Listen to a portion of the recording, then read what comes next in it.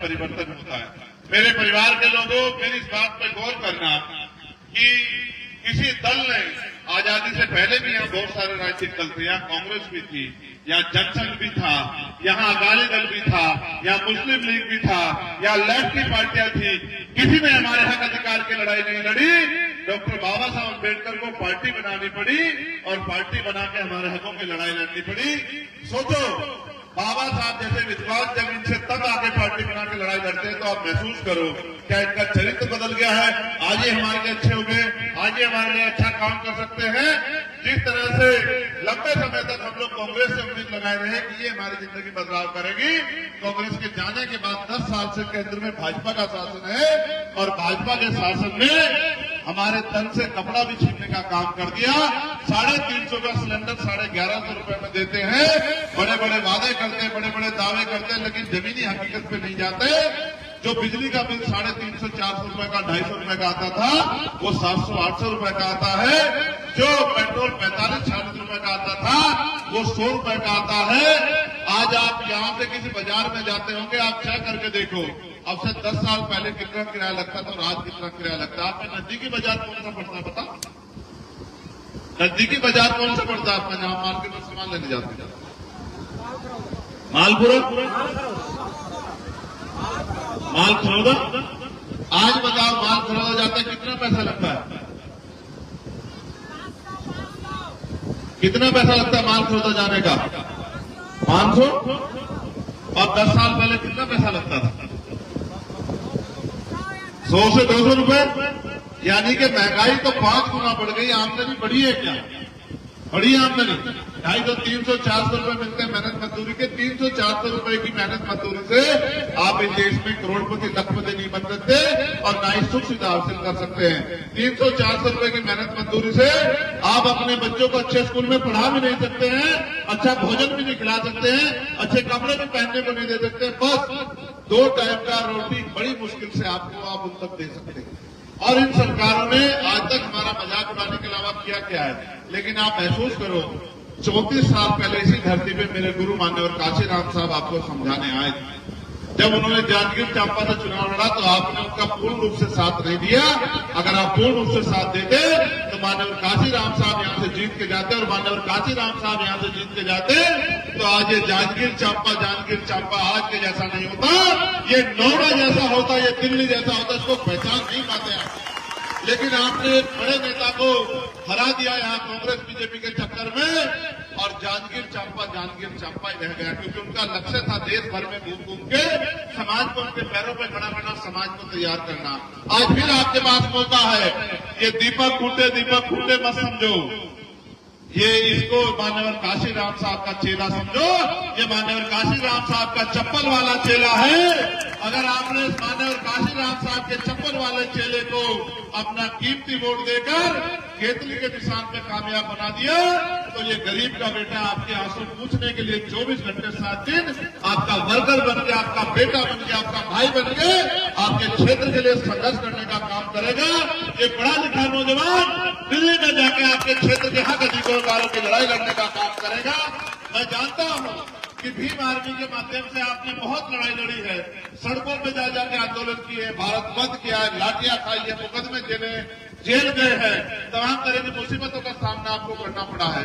लेकिन सम्मानित मेरे भाइयों बहनों और मेरे नौजवान बहादुर साथियों, बताओ, जब तक राजनीतिक व्यवस्था में हम लोग कामयाब नहीं होंगे, जब तक राजनीतिक ताकत हमारे हाथ में नहीं आएगी, तो हम अपने लोगों का क्या भला कर सकते हैं? आप बताओ। जिनके पास राजनीतिक ताकत है वही तो कंट्रोल करते, वही तो नेतृत्व करते हैं। आप महसूस करो, हमारे लोग ये समझते हैं कि चुनाव सिर्फ इसलिए है कि 10-15 दिन अच्छा खाना, अच्छा पीना और अच्छी जो है कुर्सियों पर बैठ के भाषण सुनने का मौका मिलेगा। मगर महसूस करो, राजनीति हमारे जीवन में कितना असर करती है। देखो, अच्छे स्कूल कॉलेज कहाँ बनेंगे? राजनीतिक लोग तय करते हैं, सरकारें तय करती है। अच्छे हॉस्पिटल कहाँ बनेंगे? ये सरकारें तय करती है। पेट्रोल डीजल के दाम क्या होंगे? सरकारें तय करती है। आपके खाद्य पदार्थों के दाम क्या होंगे? सरकारें तय करती है। बिजली का दाम क्या होगा? पेट्रोल का दाम क्या होगा? डीजल का दाम क्या होगा? सब्जी का दाम क्या होगा? टैक्स कितना लेगा? सरकारें तय करती है। सब कुछ, इवन सांस लोगे बीमार होने पे ऑक्सीजन लोगे, ऑक्सीजन के दाम क्या होगी ये भी सरकार तय करती है। अच्छे हॉस्पिटल बनेंगे नहीं बनेंगे सरकार तय करती है। आपके क्षेत्र में उद्योग धंधे भी लगेंगे नहीं लगेंगे सरकार तय करती है। महिलाओं को घर में रोजगार मिलेगा नहीं मिलेगा सरकार तय करती है। बच्चियों को बहनों को सुरक्षा की गारंटी मिलेगी नहीं मिलेगी सरकार तय करती है। सब कुछ तो सरकार तय करती है। तो आप अपने वोट का प्रयोग जिम्मेदारी से क्यों नहीं करते हो? आप अपने वोट का प्रयोग अगर जिम्मेदारी से नहीं करोगे तो ये ताकतवर लोग कुर्सी पे बैठे रहेंगे और ये बहुत षड्यंत्रकारी लोग हैं। इनके षड्यंत्र को भी समझो। इनका षड्यंत्र ये है कि लोकतंत्र से पहले, आजादी से पहले राजा महाराजा इस देश में राज करते थे और जब आजादी मिल गई लोकतंत्र आ गया और बाबा साहब ने नारा दे दिया कि मैंने रानी का पेट काट दिया है, राजा बैलेट वोट से तैयार होगा, आपकी वोट से तैयार होगा। उनको पता था कि जिन्होंने हजारों साल हमारे बारे में नहीं सोचा वो आने वाले कल में भी नहीं सोचेंगे, इसलिए उन्होंने वोट का अधिकार सब लोगों को दिलाया। उनको महसूस होता था कि अगर हमारे लोग पढ़ लिख जाएंगे, वोट की वैल्यू समझेंगे तो किसी के पिछलक्कू नहीं बनेंगे कांग्रेस भाजपा के। अपने आप कुर्सी पे बैठे, कुर्सी पे बैठ के कलम की ताकत अपने हाथ में लेंगे और अपने लोगों की किस्मत लिखेंगे, अपने लोगों का भविष्य लिखेंगे, अपने लोगों के जीवन में सुख सुविधाएं लिखेंगे।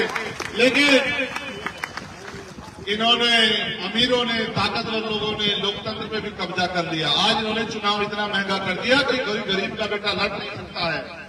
चुनाव आयोग कहता है कि 90-95 लाख रुपए आप खर्च कर सकते हैं, लेकिन देश की तो 80 करोड़ आबादी सस्ता भोजन देती है, सस्ता राशन देती है। उनकी तो हैसियत भी नहीं, उनके अकाउंट में तो 1 लाख रुपए भी नहीं, वो चुनाव कहां से लड़ लेंगे? इन्होंने ये महंगा कर दिया कि गरीब के बच्चे इसमें घुस ना पाए, किसान मजदूर के बेटे इसमें घुस ना पाए, कर्मचारियों के बेटे इसमें घुस ना पाए।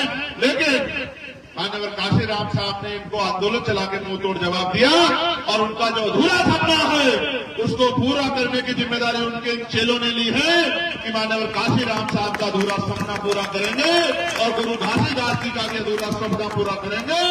भारत में मानव मानव एक समाज का, एक समान का राज, यानी कि मानवता का राज लाकर रहेंगे और पॉलिटिकल पावर अपने हाथों में लेके अपनी बहनों माओ को सम्मान की जीवन देंगे, उनके क्षेत्रों में रोजगार की व्यवस्था कराएंगे, अपने भाइयों के लिए अच्छे स्कूल कॉलेज यूनिवर्सिटियां बनाएंगे, उनके बीमार होने पर इलाज के लिए अच्छे अस्पताल बनाएंगे और उनके रोजगार के लिए जितना बैकलॉग है सारा बैकलॉग भरवाएंगे, उद्योग धंधे प्राइवेट सेक्टर लगवा के उनको रोजगार देने का काम करेंगे, उनके क्षेत्रों में विकास के कार्य करेंगे। लेकिन ये तभी संभव है जब इस क्षेत्र की जनता और इस क्षेत्र के साथ साथ दुर्ग लोकसभा की जनता भाई शीतकरण महिलवार जी को और रायपुर लोकसभा की जनता पीताम्बर जांगड़े जी को अपना वोट देके केतली का बटन दबा के इनको राजनीतिक ताकत दे और चंद्रशेखर आजाद के साथ जिस तरह से यूपी के लोग चंद्रशेखर आजाद को दिल्ली भेज रहे हैं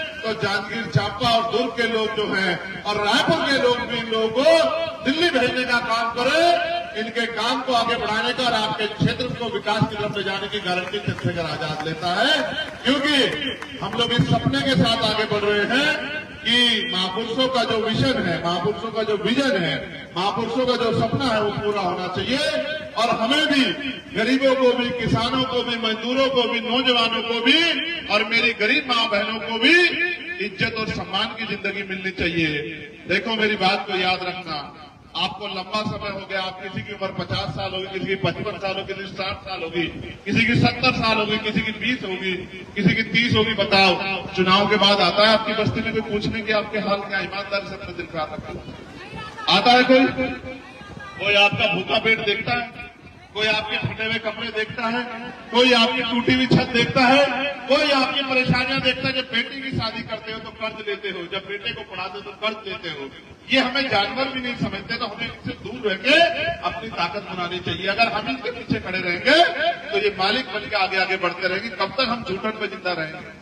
हम जब इस देश में मेहनत करके संघर्ष करके मालिक बन सकते हैं तो हम इनकी झूठन पे जिंदा क्यों रहे कि ये जो हमें देंगे सरकार बना के मुश्किल नहीं। जब हम वोट से अपने लोगों को ताकतवर बना सकते हैं तो हम किसी दूसरे को ताकतवर क्यों बनाएं? माननीय काशीराम साहब कहते थे अगर आप फूल को वोट दोगे तो फूल ताकतवर होगा, फूल वाले ताकतवर होंगे, वो ताकतवर होंगे तो अपने लोगों के लिए नीति बना के उनको आगे बढ़ाने का काम करेंगे। अगर आप पंजे वालों को वोट दोगे तो पंजे वाले ताकतवर होंगे और वो नीति बना के अपने लोगों को आगे बढ़ाने का काम करेंगे। अगर आप केतली वालों को वोट दोगे तो केतली वाले ताकतवर होंगे, आप सब लोग ताकतवर होंगे और केतली वाले नीति बनाकर आपको आगे बढ़ाने का काम करेंगे, आपके आंसू पूछने का काम करेंगे। मैं तो अपने कंधों पे बहुत बड़ी जिम्मेदारी लेके निकला और मैं आपको विश्वास दिला के कहता हूं, अगर आपने हम लोगों का साथ दिया तो वो दिन दूर नहीं कि छत्तीसगढ़ में भी एक नई क्रांति पैदा होगी, छत्तीसगढ़ में भी एक नया उजाला आएगा, गरीबों के घरों तक भी सुख सुविधा रोशनी पहुंचेगी और गरीबों की जिंदगी भी स्वाभिमान सम्मान की जिंदगी होगी। मैं तो वहां से देखता आ रहा हूं। मैंने मनीष से पूछा कि देख के बताओ कि यहाँ क्या ऐसा क्या है जिसको मैं कहूं कि कुछ अच्छा है, तो मुझे कुछ भी ऐसा नहीं दिखाई दिया जिसको देख के मैं कहूं कि यहाँ के गरीबों की जिंदगी में कुछ अच्छा है। लेकिन अच्छा हो सकता है अगर आप अपनी वोट का फैसला जिम्मेदारी से लेना शुरू करते हैं। मैं छत्तीसगढ़ के अपने नौजवान साथियों को कहना चाहता हूं, भीम आर्मी के, वक्त किसी का इंतजार नहीं करता है। कोई आपके लिए ये 4-10 दिन का मेला मत समझो इसको, ये आपके बस पुस्तक मिल का आपके भविष्य का फैसला है। आप पे होने वाले जुल्म करने वालों की टांगे कांप जाएंगी अगर आपकी राजनीतिक ताकत बन जाएगी। हमारी बहन बेटे पर मांग उठाने वालों की टांगे कांप जाएंगी अगर आपकी राजनीतिक ताकत बन जाएगी। और जो अधिकारी कर्मचारी आपको जगह जगह पर रोकते हैं, आज जो अधिकारी आपको डंडे से पीटने का काम करते हैं, आपको आंख दिखाते हैं, कल ये आपको सलाम करते नजर आएंगे, आपको सैल्यूट करते नजर आएंगे अगर आपकी राजनीतिक ताकत बन जाए। क्योंकि बाबा साहब अम्बेडकर ने कहा, political power is the master की, राजनीतिक सत्ता वो चाबी है जो सारी परेशानियों का हल कर देगी। मैं आपको गारंटी से कहता हूं, छत्तीसगढ़ के लोगों अपनी सारी समस्या को कागज पर लिखकर लिफाफे मत करके चंद्रशेखर आजाद को दे दो और अपनी वोट की ताकत भी चंद्रशेखर आजाद को दे दो। फिर देखो कि आपकी वोट की ताकत के जरिए किस तरह से आपकी समस्याओं का हल जो है चंद्रशेखर आजाद और हमारी ये पूरी टीम, हमारी पूरा फौज, हमारा पूरा परिवार, हमारे तमाम नेता मिलकर जो है करके दिखाते हैं। लेकिन अगर आप किसी दुश्मन की बातों में आकर आपने उनको वोट कर दिया तो वो वोट लेके अगली बार 5 साल बाद ही आपको दिखाई देंगे। 5 साल नहीं दिखाई देंगे, 5 साल आपकी बात नहीं करेंगे और आप फिर ये सोचोगे कि हमने इतनी बड़ी गलती क्यों की। तो अजमाओगे तो वही मिलेगा जो मिलता है। इसलिए मैं आपसे अपील करता हूं, 7 तारीख को जब आप अपना वोट डालने जाएं तो एक एक वोट केतली के निशान पर डालकर केतली को कामयाब करें और मेरे भाइयों को लोकसभा में भेजने का काम करें, इनको राजनीतिक ताकत देने का काम करें। और जो हमारे प्रदेश भर के जो नौजवान हैं उनसे मैं कहूंगा कि वो अपने दोस्तों, साथियों, रिश्तेदारों को फोन करें, वो लोगों से अपील करें कि वो हमारे तीनों प्रत्याशियों को वोट डालने का काम करें और एक एक वोट देके जो है इनको राजनीति में कामयाब करने का काम करें। आप यहाँ लंबे समय से टिके हुए हो और हमारे साथी ये कह रहे थे बार बार नारे में कि हमें भाई संविधान की रक्षा भी करनी है।